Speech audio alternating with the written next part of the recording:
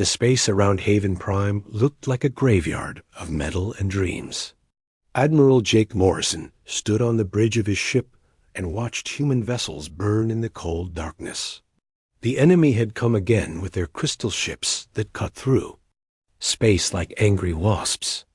Each alien vessel moved with deadly grace, while human ships struggled to keep up. Captain Lisa Grant spoke into her radio from the bridge of her destroyer. Her voice stayed calm, even as explosions lit up the space around them. Admiral, we are losing 3 ships for every alien ship we damage. The people on Haven Prime need help right now. Morrison closed his eyes for a moment. 7 years of this. War had aged him beyond his 52 years. His hair had gone completely gray, and lines covered his face like a map of all the battles he had fought.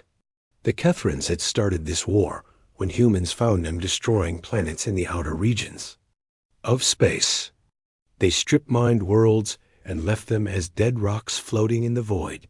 First contact had been a massacre. The Kethrans looked at humans like annoying insects. They wanted human slaves to work in their mining operations. What followed was 7 years of grinding war that pushed humanity close to complete destruction. Every day brought news of another colony lost or another fleet destroyed. Dr. Paul Martinez worked day and night on Luna Station above Earth. His research team had found something important in the ruins of an old Kethran base on Proxima 7. Alien technology was unlike anything humans had ever seen. It seemed to be alive in some strange way. Martinez spent sleepless nights trying to understand what they had discovered.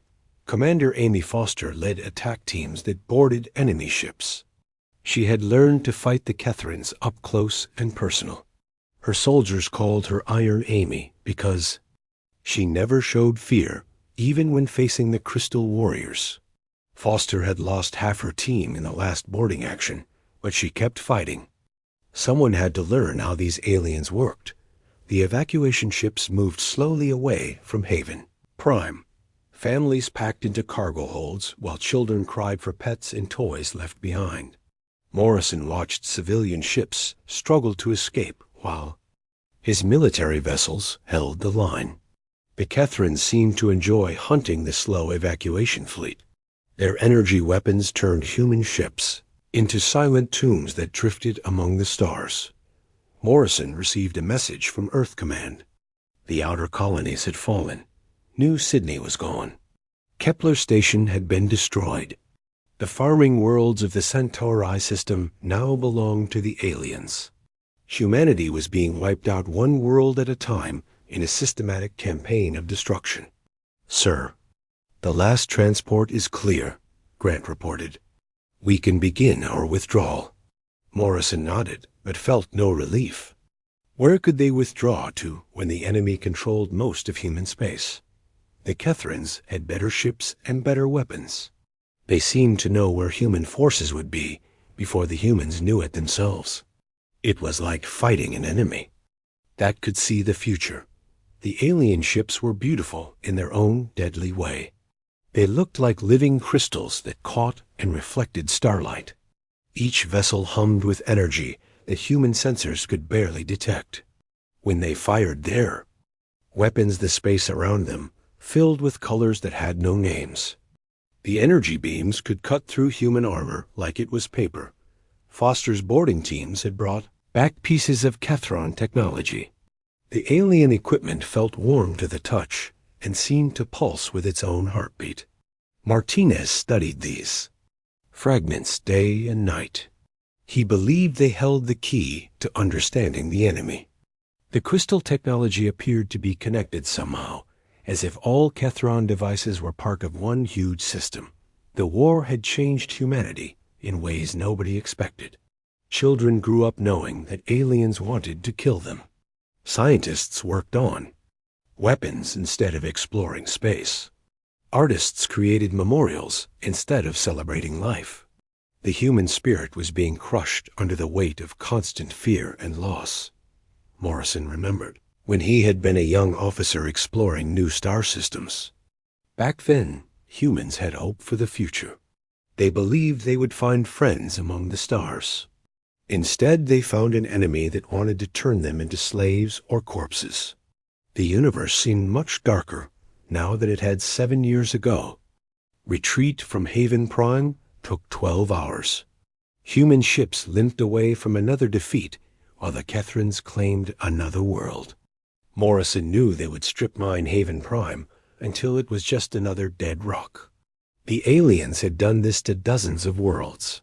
They cared nothing for the life they destroyed. Grant's destroyer took damage during the withdrawal. Her engine room was venting plasma, and 3 of her crew were dead. She still managed to help protect the civilian ships as they escaped. Morrison made a note to recommend her for another medal. Not that medals mattered much when humanity was losing the war. Back on Luna Station, Martinez made a discovery that would change everything. Deep in the alien data files, he found references to something called the Silence Protocol. The translation was unclear, but it seemed to be some kind of weapon or defense system. The Kethrans appeared to fear this protocol, even though they had created it. Foster led her teams on another boarding mission. This time they managed to capture a Kethron officer alive. The alien was a being made of living crystal that pulsed with inner light. It spoke directly into human minds without using words. What it said made no sense, but Foster recorded everything for Martinez to study. The war ground on with no end in sight. Each day brought new defeats and new losses. Human space grew smaller while the Kethran Empire expanded.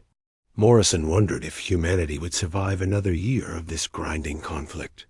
Something had to change, or they would all be dead. Or enslaved. The last message from Haven Prime came as the colony's main city burned. A young girl's voice asking if someone would come save them. Morrison listened to the recording 3 times before deleting it. He could not bear to hear such hope in the face of certain death. The Kethrans showed no mercy to the young or old. As his fleet reached the safety of the Sol system, Morrison looked back at the stars they had abandoned. Somewhere out there, the enemy was growing stronger, while humanity grew weaker. The war had to end soon, or there would be no humans left to fight. Martinez had to find something in that alien technology. It was their only hope for survival.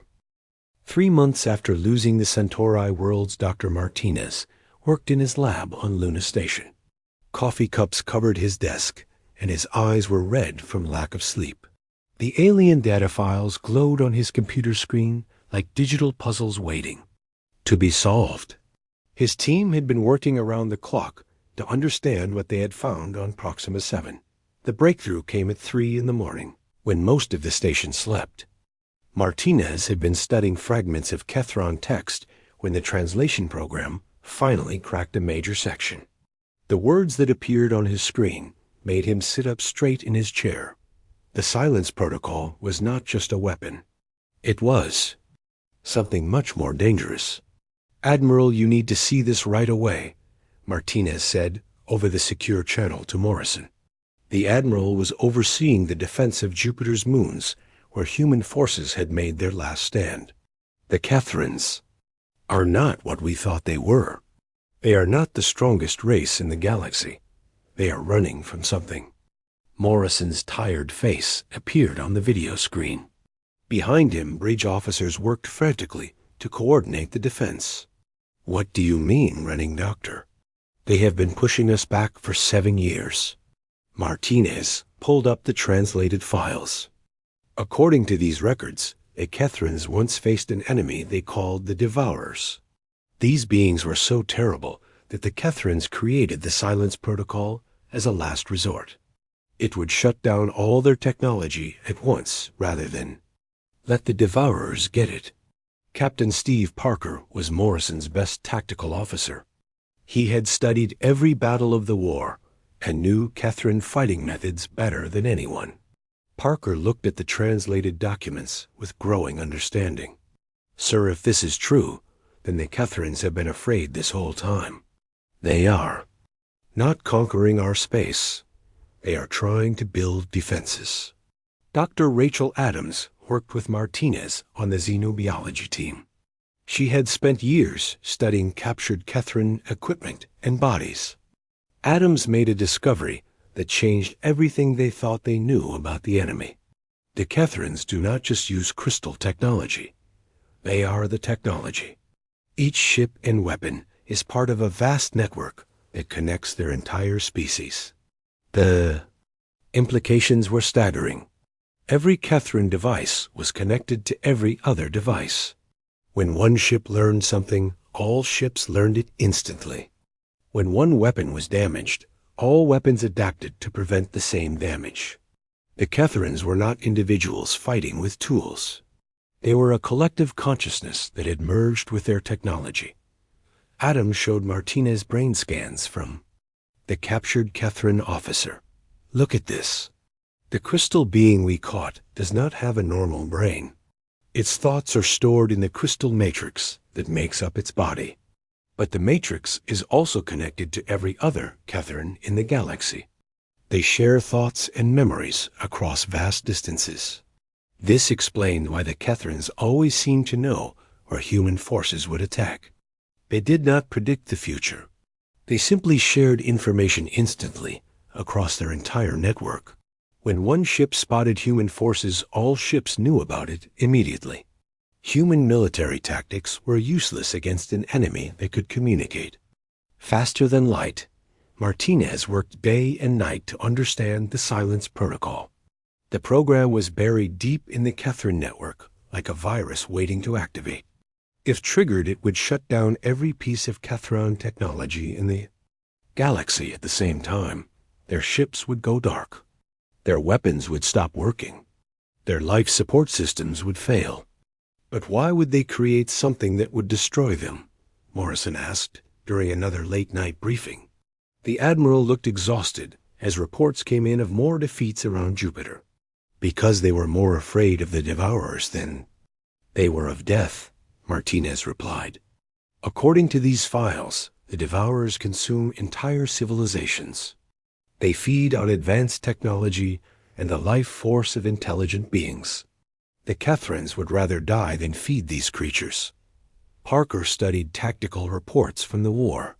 Sir, this explains their behavior.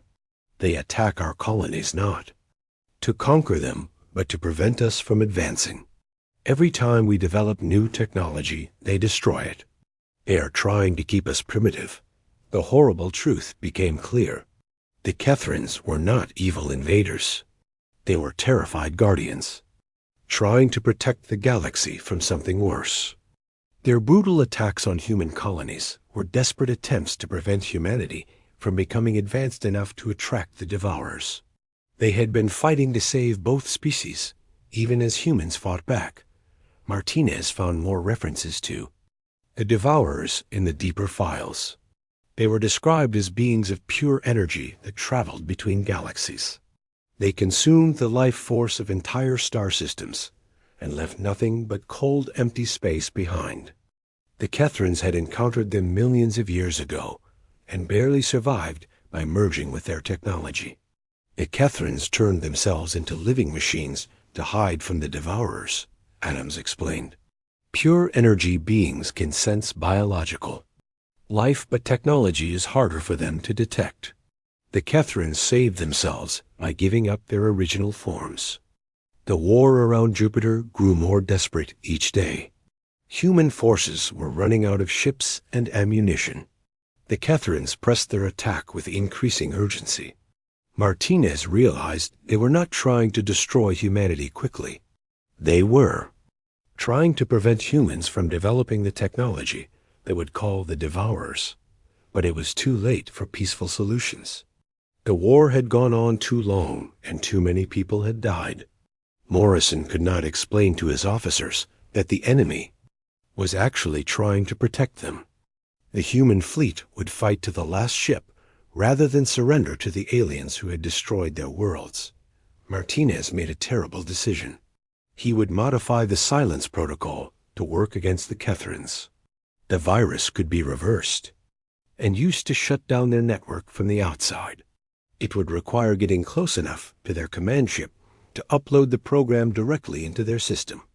"This is our only chance," Martinez told Morrison. "We can end the war, but we need to get this virus to their main command vessel, the one they call the Nexus Heart." Morrison looked at the data. "That ship is surrounded by their entire fleet. Getting close enough would be a suicide mission." "Yes, sir, but it might be our only hope of survival." Parker began planning the infiltration.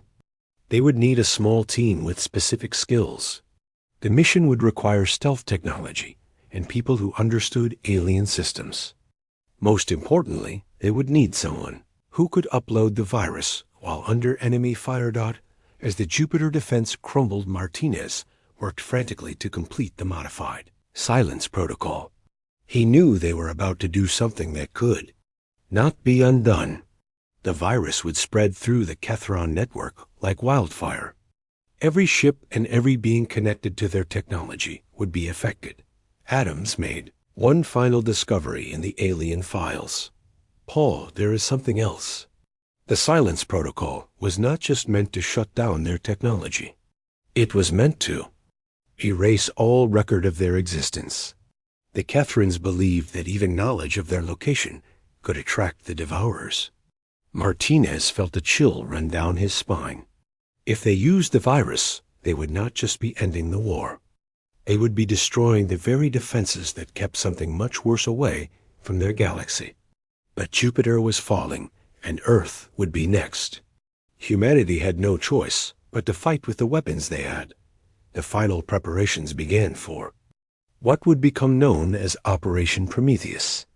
A small team would infiltrate the Nexus Heart and upload the virus. It would either save humanity or doom the entire galaxy. Martinez prayed they were making the right choice as he put the finishing touches on the weapon that would end the war. The defense of Earth hung by a thread as Kethron forces massed near the outer planets. Admiral Morrison stood in the war room deep beneath Geneva and watched red symbols fill the tactical display.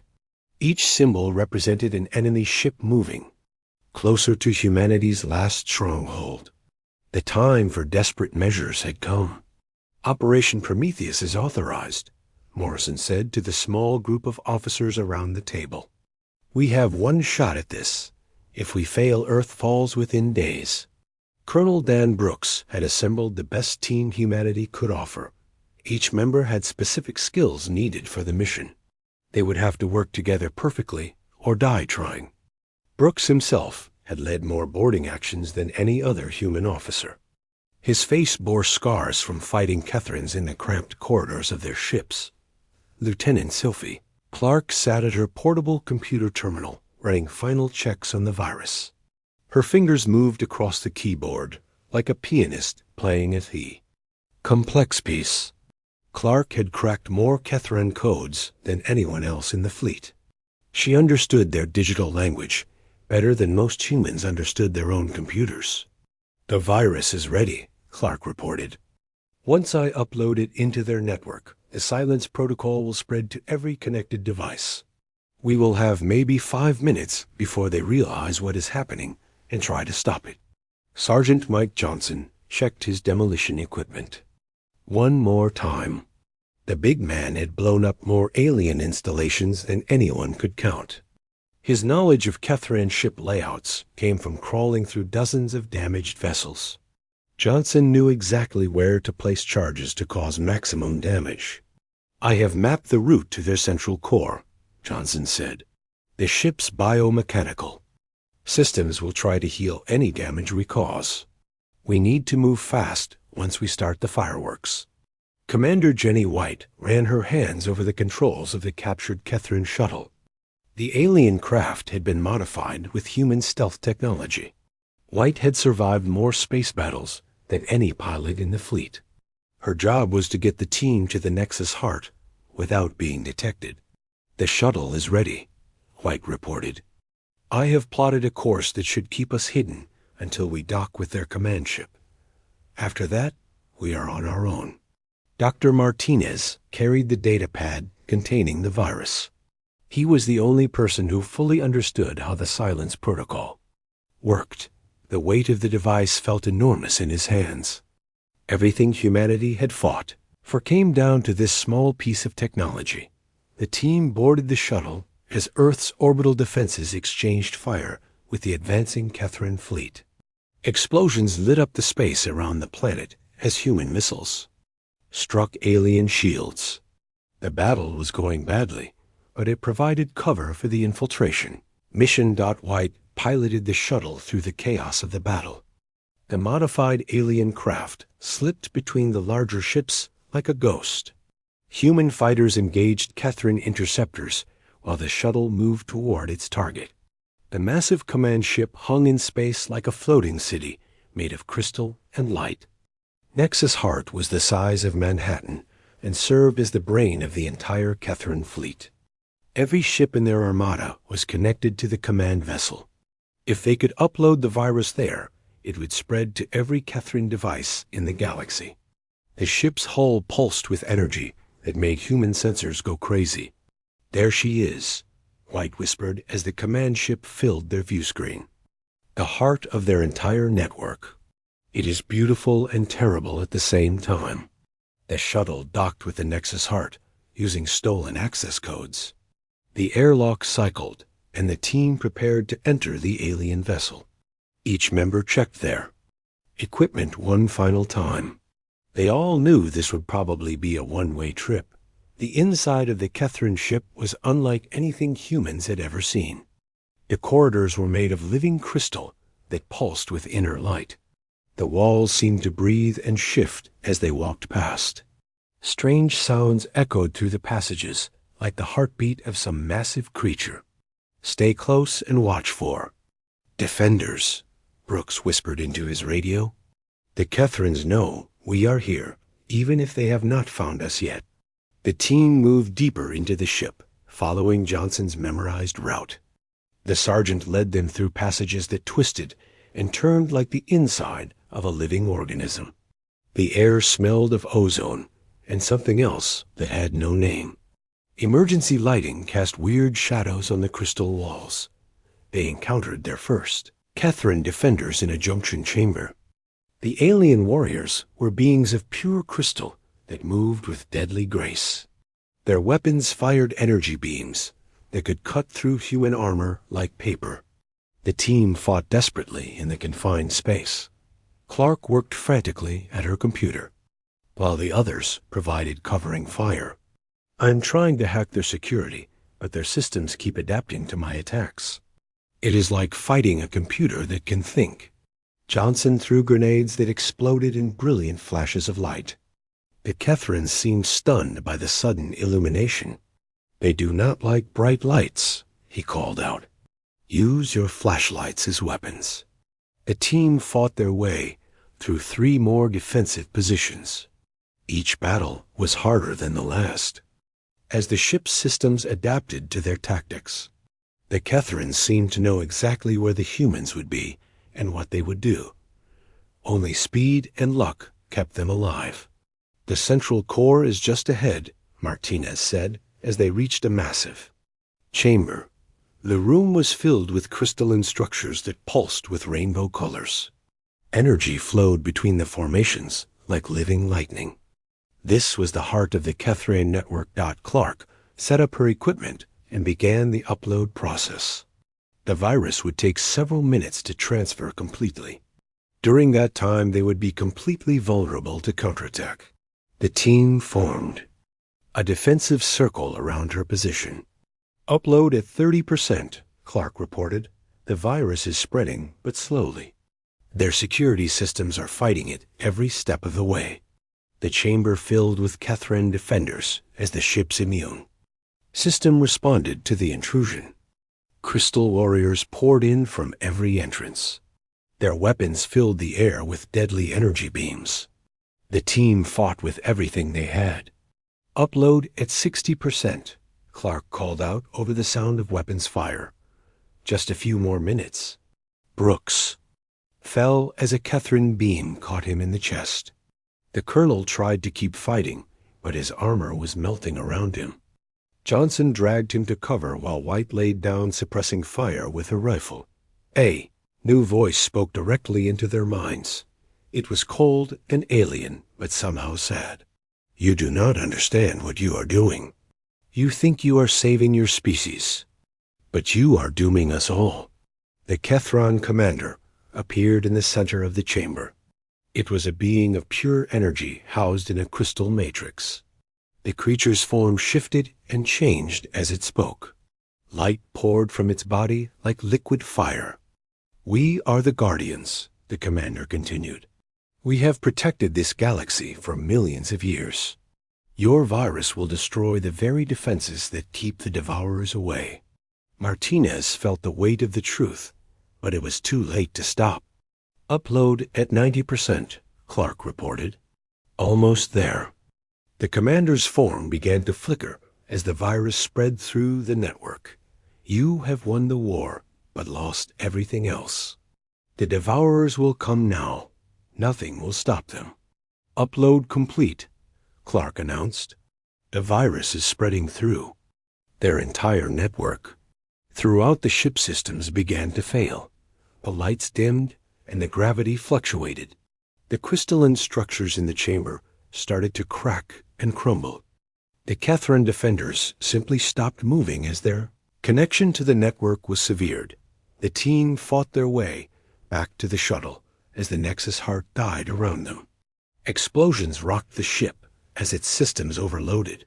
They barely made it to the airlock before the command vessel went completely dark.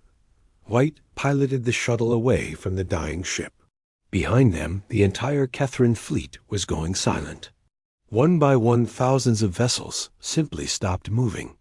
Their crews were trapped in failing technology. The war was over, but something told Martinez they had won the wrong battle. The shuttle drifted away from the dying Nexus heart as systems failed throughout the massive vessel. Emergency lighting flickered and died while the crystal walls lost their inner glow.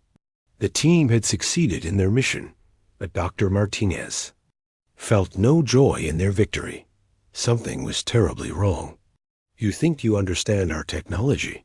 The Kethron commander's voice echoed in their minds even as its physical form began to dissolve.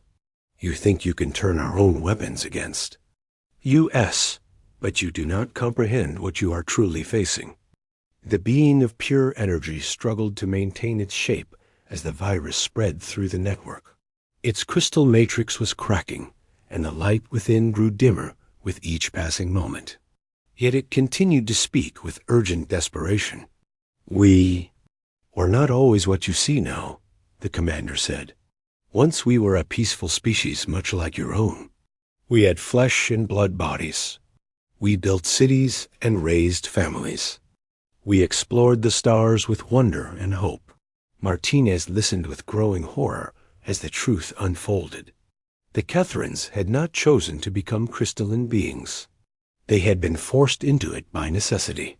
Their transformation was not evolution, but desperate survival. The Devourers came to our galaxy 3 million years ago, the commander continued. They consume entire civilizations and leave nothing but cold, empty space. We watched helplessly as world after world fell silent. Billions of our people died before we understood what we were fighting. The alien leader's form flickered like a dying flame. Around them, the ship's systems continued to fail as the silence protocol spread through the network. But the commander forced itself to continue the revelation. The Devourers are beings of pure energy that feed on life force and advanced technology. They can sense biological life across vast distances. The more advanced a civilization becomes, the easier it is for them to find. We learned this too late to save our original forms. Lieutenant Clark looked up from her computer, where she was monitoring the virus spread. Sir, the upload is complete, but the ship systems are still trying to fight it. I am reading massive energy fluctuations throughout their network. Let it burn, Johnson said grimly. After 7 years of war, one want to see their entire fleet go dark. But Martinez was beginning to understand the terrible mistake they had made. Commander, what happened to your people? After the Devourers came, the Catherine leader's voice grew weaker as its matrix continued to fail. We had two choices. Die as we were or become something else. Our greatest scientists developed a process to transfer our consciousness into crystal matrices. We gave up our flesh to hide from the Devourers. The implications hit Martinez like a physical blow. The Catherines had not conquered their galaxy. They had been trying to save it. Their crystalline technology was not meant for war, but for survival. They had become living machines to hide from something that hunted biological life. The crystal. Technology makes us invisible to the Devourers, the commander explained. They sense life force and energy patterns. Our new forms register as advanced technology, nothing more. For 3 million years, we have hidden in plain sight. Commander White piloted the shuttle through the debris field as more Catherine ships went dark. The entire fleet is shutting down. I have never seen anything like it. They are just stopping in the middle of battle. Because they are dying, Martinez said quietly. All of them at once. The commander's form was barely visible. Now, but its voice continued. We became the guardians of this galaxy. Whenever a species advanced enough to attract the Devourers, we would intervene. Sometimes we could guide them to remain hidden. Other times we had to use force. The horrible truth became clear. The Catherines had been destroying human colonies. Not for conquest, but for protection. They were trying to keep humanity primitive enough to avoid detection by the Devourers. Every attack had been a desperate attempt to save both species. Your species developed too quickly, the commander said. In just a few centuries, you went from simple tools to spaceflight. Your technology was advancing at a rate that would soon call the Devourers. We had to stop you before it was too late. Martinez felt sick as he realized what they had done. We thought you were trying to enslave us. We were trying to save you, the commander replied, but you would not listen. You fought back with such determination that we had to increase our efforts. The war escalated beyond what any of us wanted. Brooks was unconscious from his injuries, but Johnson and White listened to the exchange with growing understanding. The enemy they had fought for 7 years had been trying to protect them. Every human death had been a tragedy the Catherines had wanted to avoid. The silence protocol was our final failsafe, the commander explained. If the Devourers ever found us, we would shut down all our technology and cease to exist. Better to die than feed them and make them stronger. Clark continued monitoring the virus spread. The protocol is reaching their outer networks now. Ships throughout the galaxy are going dark. It is like watching a star being extinguished. You have activated the protocol against us, the commander said, but you do not understand the consequences. When our network goes silent, the Devourers will sense the void. They will know that something has happened here.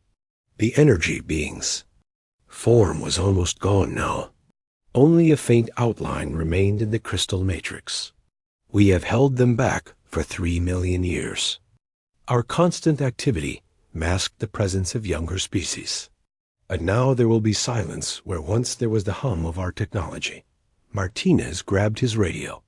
Admiral Morrison, this is Dr. Martinez. We have a problem. The Catherines were not our enemies. They were protecting us from something worse. Morrison's voice crackled over the comb. Doctor, your mission was a success. The entire alien fleet is shutting down. The war is over. No, sir, the war is just beginning, Martinez replied. We have destroyed the only thing keeping the real enemy away.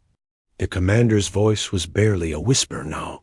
The Devourers move between galaxies, consuming everything in their path. They will sense our silence and come to investigate.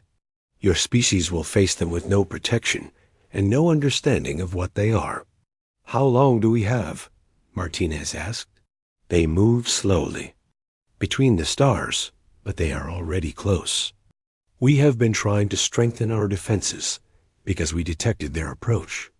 The war with your species delayed our preparations. Now it is too late.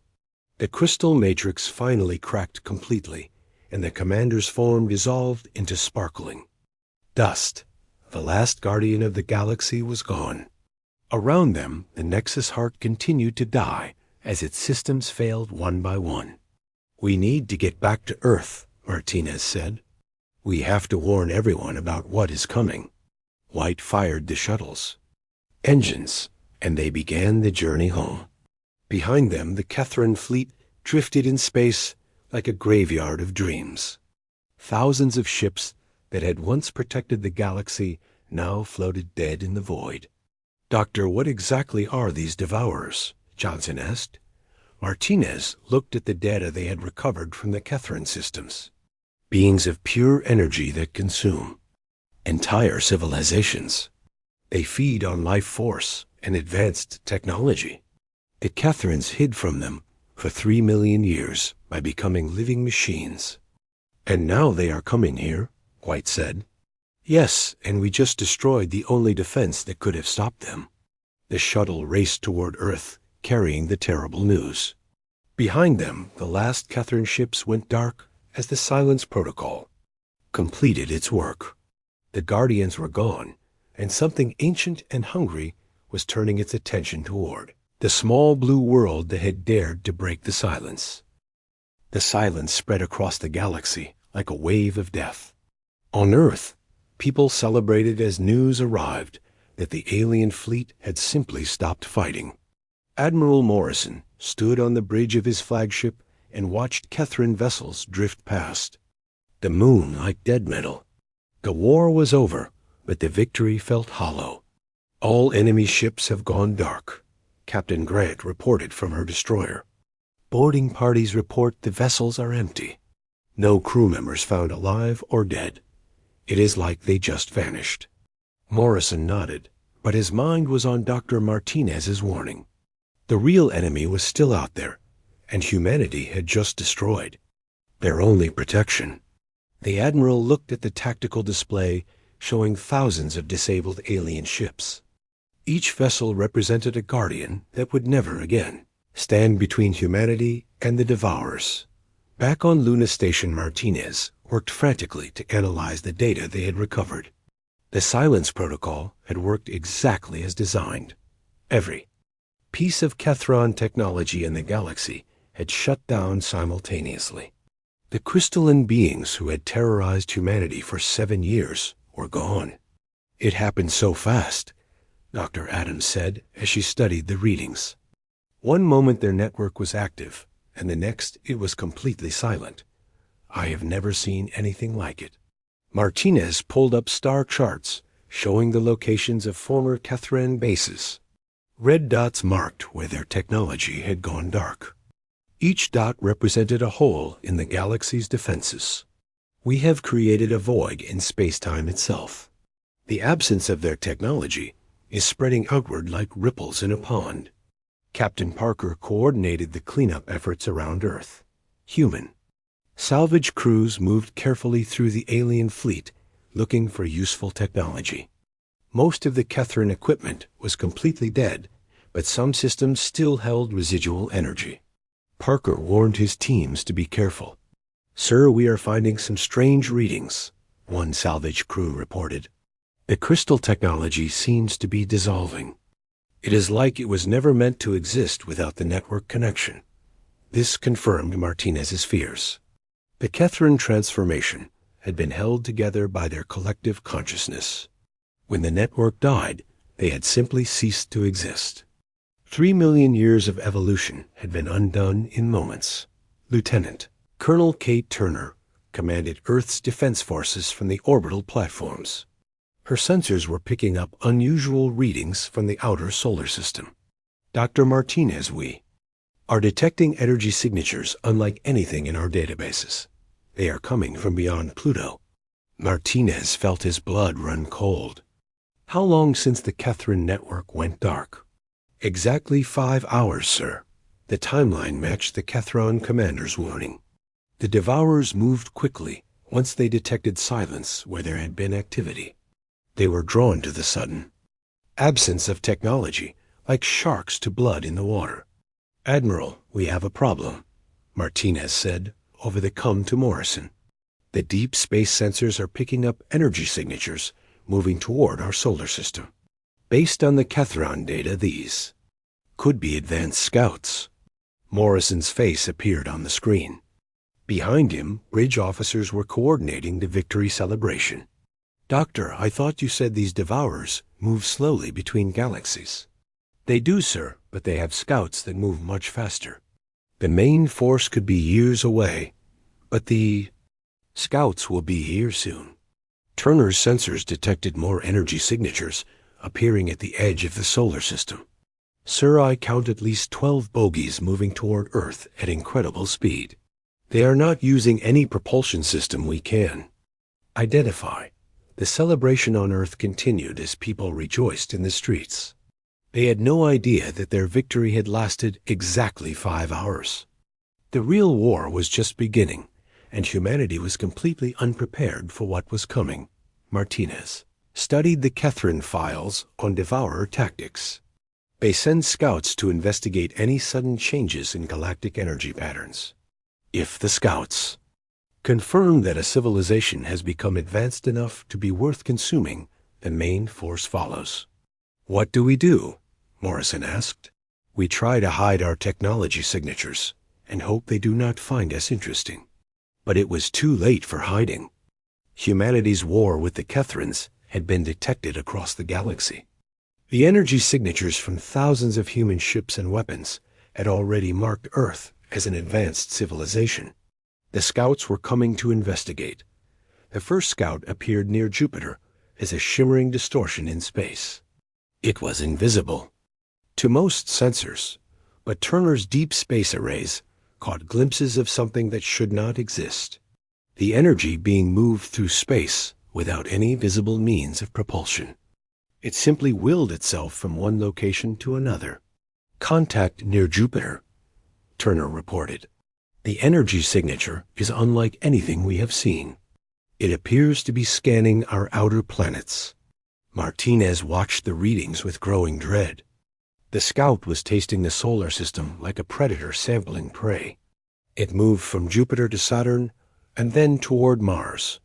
Each planet was examined and catalogued. The being was learning about humanity's level of technology. "It is mapping our civilization," Martinez explained to Morrison. "The scout will report back to the main force about whether we are worth consuming. If they decide we are advanced enough, they will come in force." More scouts appeared throughout the solar system. They moved like ghosts through space examining human installations and technology. The beings seemed particularly interested in the disabled Kethron fleet. They spent long minutes studying the dead alien vessels. "They know what happened here," Martinez said. "The scouts can tell that the Kethrons were destroyed by their own technology. They are trying to understand how we did it." The victory celebrations on Earth began to die down as strange reports came in from around the system. Observers on Mars reported seeing lights in the sky that moved in impossible patterns. The Jupiter mining stations detected energy readings. That made no sense. "Sir, the scouts are communicating with each other," Turner reported. "We are intercepting transmissions, but they are not using any technology we recognize. It is like they are speaking directly through space itself." Martinez translated what little they could understand. The scouts were debating whether humanity was ready for consumption. They had found evidence of advanced technology, but also signs of primitive thinking. The decision would be made by the main force. "How long before they arrive?" Morrison asked. "According to the Kethron files, the main force travels between galaxies in great ships. If they decide to come here, it could take months or years. But the scouts can call smaller hunting parties that move much faster." As if summoned by his words, new energy signatures appeared throughout the solar system. These were not scouts, but hunters. They moved with deadly purpose toward the inner planets, where most of human civilization was concentrated. "All ships to battle stations," Morrison ordered.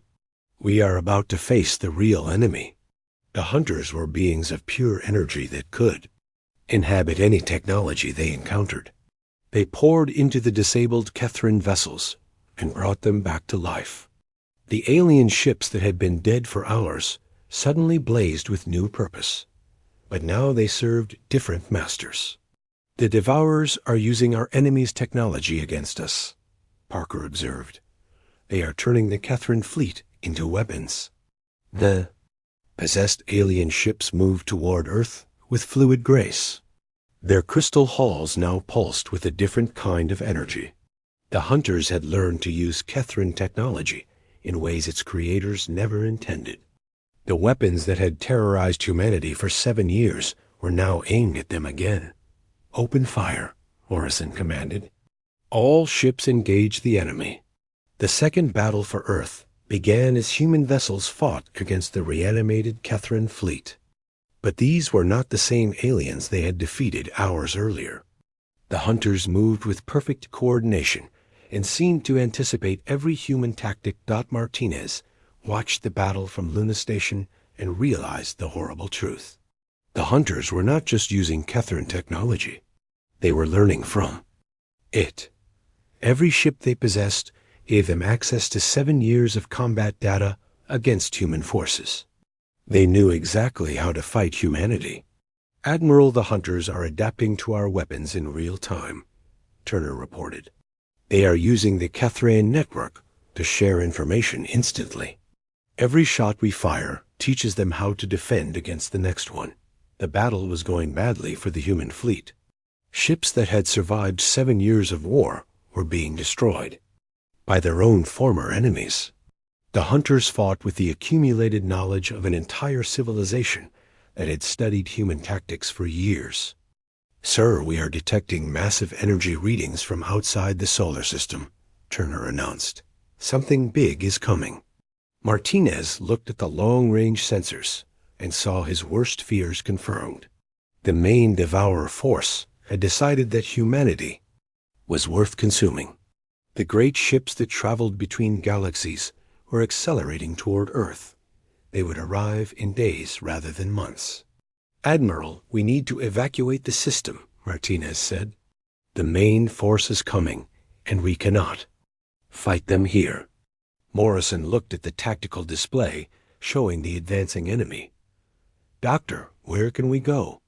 These beings consume entire civilizations. There is nowhere to hide. The Kethrins hid for 3 million years by becoming something else. Maybe we can find another way. The battle for Earth continued as human commanders tried to buy time for evacuation. But the hunters were relentless, and their numbers were growing. More possessed ships appear,